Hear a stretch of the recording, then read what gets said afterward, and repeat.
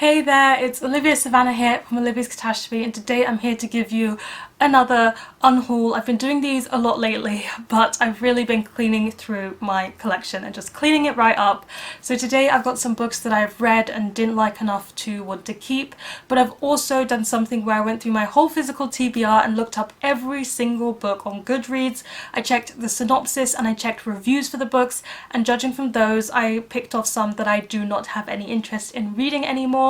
And that's it now. My TBR is done with unhauling. Everything that's on my TBR are things that I want to read. So there'll be no more unhauls for my TBR, and mostly I'll just be unhauling books that I've read and didn't like from here on out. But first, we've got to get through this unhaul. So let's do it.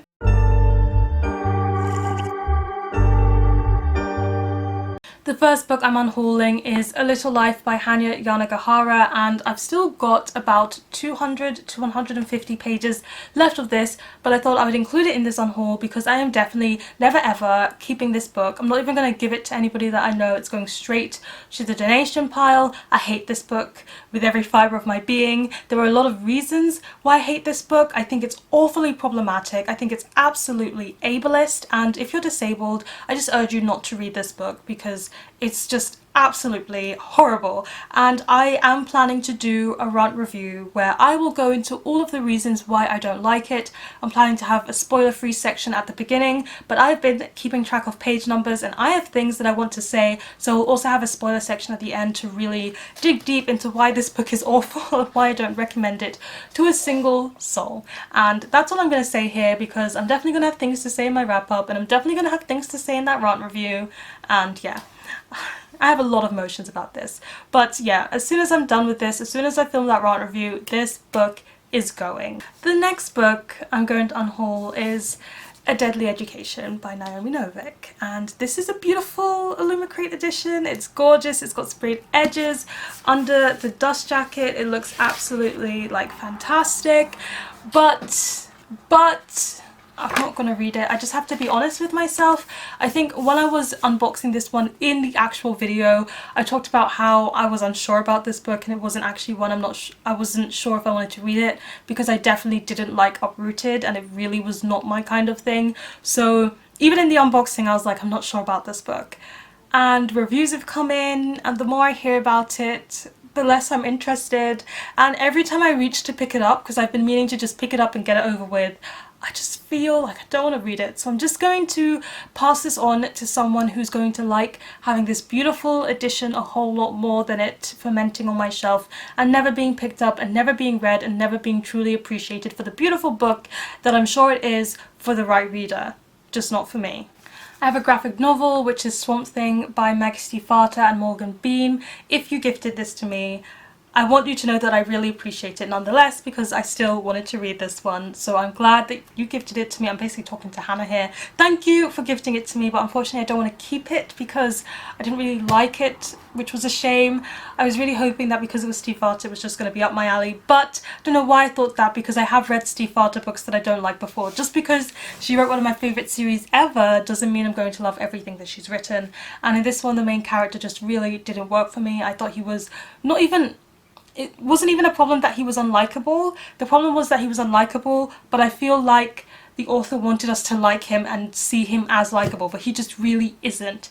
And the story kind of went nowhere to me and it felt insta-lovey, so it just wasn't the graphic novel for me. I also read the Penelopiad by Margaret Atwood and I wasn't the biggest fan. I feel like this was just very underwhelming. I wanted more from the premise of the story and I didn't very much get that. It didn't feel as female focused as I thought it was going to, and I just don't feel like it added much to the story, the Greek mythology story, for a retelling. So unfortunately it was not my cup of tea, and I have to admit I've struggled with the two Margaret Atwood books that I've read, this one and The Handmaid's Tale, so I'm not sure if I'm really going to be picking up more Margaret Atwood. I think she's brilliant at concepts, just not so great with the follow-through for my personal reading taste. Two books by the same author, One Day and Us, both by David Nicholls. So I've read One Day and I thought it was okay. I thought the story was a bit too long for what it was. It just kept going on and on and on, and it could have been distilled. I didn't like one of the main characters and I liked the other one most times, so I felt a bit iffy with the characters, so I'm not sure. Like, I thought it was okay. I really liked the friendship that the characters had, so I was thinking about keeping this one, but honestly I'm never going to reread it or pick it up again, so it's better off going to my friend who wants to try it.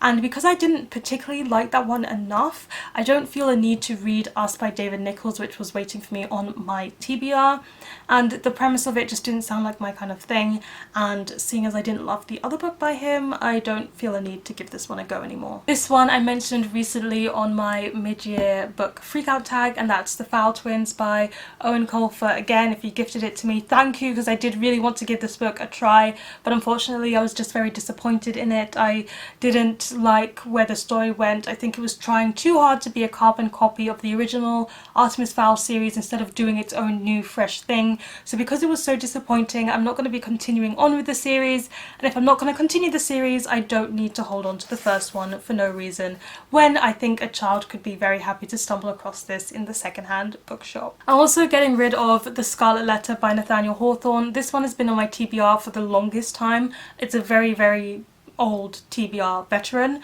I got this one when I watched Easy A as a teenager for the first time because I loved that film when I first saw it. I thought it was hilarious. I also love Emma Stone, so that contributed to the reason why I decided to pick up The Scarlet Letter. However, since picking it up, I've heard terrible things about this classic, and it just sounds like something I am not going to enjoy in the slightest, so I don't need to hold on to it. The House on Mango Street by Sandra Cisneros is one that I read for university, and in truth I did like this one. I thought it was okay, but I found it to be very fragmented, and it's not something I'm going to reread. It was just a middle of the road book for me, and I honestly think it's a little bit forgettable. I did like the focus on Latin culture, especially when it comes to being Mexican and moving to the US. I think it handles that and talks about that very well, but it just wasn't really something I feel a urging need to keep around and keep among my bookshelf, as if I have more than one bookshelf. The next book is I'd Tell You I Love You, But Then I'd Have to Kill You by Ali Carter. I have heard that this one is so fun. I know it's got like a girls' boarding school theme to it, and I feel like if I'd read this one when I was a teenager, I would have really enjoyed it. But I feel like the time has passed. It's quite a long series, and I can't see myself starting a series that is that long right now and truly being invested enough to read through all of them. And again, I just feel like it's one where I waited too long to read it. If I was picked it up when I first bought it, I would have enjoyed it, but now it's not really my kind of thing. I still like boarding school stories, but not as much as I did when I was younger. We have First Life by Gena Showalter, and I've heard mixed things about this fantasy series. It's the first one in a trilogy, but unfortunately I've become a lot more fussier with the fantasy that I'm picking up, and I just don't think this one is going to be for me, even though the concept sounds interesting. However, Simone has expressed interest in this book, so I'm going to be passing it right along to my younger sister, and she can hopefully enjoy it more than I can. Unearthly by Cynthia Hand. Again, I would have probably loved this if I read it back when I got it. This one is an angel kind of teen romance, you know the time period, and I was very much in love with this book when I first heard about it because A, I love the name Cynthia, which is the author's name, and I really liked the title Unearthly for some reason, but I'm past this now. I don't think it's going to be my cup of tea anymore, so I'm going to be passing it on. We have S.T.A.G.S by M.A. Bennett, and I got this one when I went to an event where M.A. Bennett was talking, and I was very interested in this one because it's dark academia, kind of murdery, mystery vibes. But I did read The Island by M.A. Bennett, which I was even more interested in because it was a Lord of the Flies retelling, and that is a book that interests me a lot, so I wanted to read a retelling. But that really was such a huge disappointment to me, and every time I reach to pick up this book, I don't feel a need to anymore because I just like the other book of hers so much. And I've seen some mixed reviews, like people who don't like The Island tend to not like this one either, but if you like The Island you might like this one. So again, just gonna let it go. I don't think I'm ever going to truly get to it. The Alchemist by Michael Scott. I can't even remember when I bought this. It's been on my TBR for that long, truly. But when I was going through my TBR and looking at reviews for this one, the reviews didn't seem all that shining for it. It sounds like a middle of the road fantasy, so I'm just going to let it go. I'm not going to start a series that I might not be invested in all the way through. The Liar by Nora Roberts, and I just don't think I'm going to enjoy this one. It's a thriller kind of story, thriller mystery kind of story, and I have a best friend who really enjoys the thriller mystery genre, and I do have interest in giving thriller mysteries a shot. I'm thinking of doing it sometime later this year, just trying a few that I own and giving them a go. But I think she's going to enjoy this one more, so I'm going to be passing this one on to her. Dominion by C.J. Sansom. I picked this one up because I read most of the Shard Lake series by C.J. Sansom, and I did like them a lot in the beginning, and then I lost interest towards the end, and I thought, hey, let me try another book by C.J. Sansom. So I got this one quite a few years ago, back when I was in secondary school, but I still haven't picked it up, and when I went to look at reviews for this one, the reviews were not that positive. It sounds like a historical fiction that's incredibly slow and incredibly dreary. I don't know myself because I haven't actually given it a go, but it's so big and I just don't think I want to give it a go, so I'm going to let it go. My older sister actually also has a copy of this book, so if I ever feel like I really want to give it a go, I can snag her copy and borrow it, but yeah, unfortunately my interest for that has disappeared. The Deep Blue Between by Ayesha, Harruna, Attah is one that I recently read. It's about these two girls who are twins and they get separated at birth, and one of them goes to Latin America and one of them stays in Africa, and it's about these shared bodies of water dreams that they have, and one of them wants to find the other. I read this one, I thought it was okay. I'm not going to reread it. Felt a bit iffy about the ending, so I think I can find somebody who might enjoy reading it more or donate it and somebody else can pick it up and enjoy it more. It was an okay book. It just doesn't need to remain on my shelves. Silence is Goldfish by Annabel Pitcher. So I've read two other books by Annabel Pitcher, Catch Up Clouds and also My Sister Lives on the Mantelpiece. I absolutely loved My Sister Lives on the Mantelpiece and felt middle of the road about Catch Up Clouds. So I've decided to pass on Silence is Goldfish without reading it. I think it's about a mute character and something to do with some secrets that she found out about. It could be good, I just don't really have any interest in picking it up, and after all these years I still haven't done so, so I'm letting it go. Geek's Guide to Dating by Eric Smith is one that I won in a giveaway, and I don't need a guide to dating because I don't need one, I don't want one. And also when I looked at reviews, it seems to be defining the male Geek's Guide to Dating. Everybody in the reviews mentions that this is not for women, it's not about female geeks, it's only about male geeks, and the title doesn't imply that, so yeah. Sunfail by Stephen Saville is one I got because it was an apocalyptic story and the author wrote some episodes for Doctor Who, which definitely is a good way to get me to want to read something, and I just haven't read it after many years. So a lot of the TBR ones that I'm kicking off are ones I've had for a very long time and still haven't read, and although I've still got TBR veterans on my TBR, those are ones that I looked at them and I was like, I still really want to read that. But if it was a TBR veteran and I was like, I can't imagine myself picking it up soon and I haven't picked up in all this time, it had to go, and this was one of them. The Good Daughter by Alexandra Burt is a thriller, and again it's one that I've had for a very long time and haven't picked up, and I know my best friend is going to enjoy it more, so I'm going to be giving that one to her. 10,000 Tiny Miracles of Living Twice by Katarina West. I've read another book by Katarina West for review and I liked that one. I remember liking it. I can't remember that much about it because it was my early blogging days, so let's say it was 9 to 8 years ago, so I can't really remember that much about it. But again, I've had this one since then on my TBR and I just haven't picked it up, so it's going to go. And my other very good friend has said she wants to read this, so I'll be giving it to her.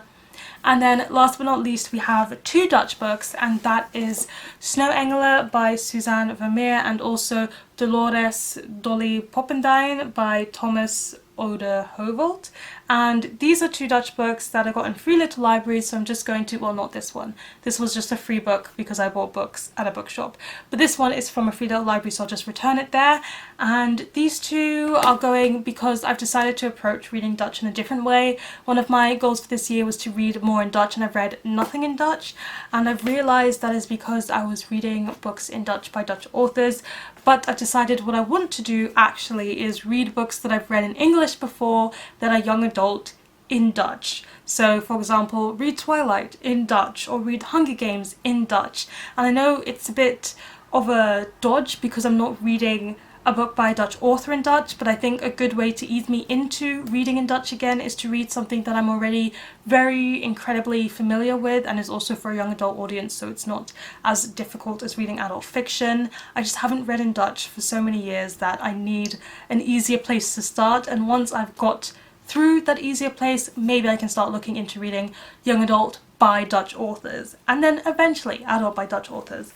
But while I'm doing that, these don't have to wait on my TBR, so I can pass them along, and because I've got access to a free little library here, whenever I visit the Netherlands again, or if I'm still here, I can easily get access to free adult Dutch books to help me along. There you have it. That is this quick unhaul. There's quite a few books here. I think there's like 20 plus, but yeah.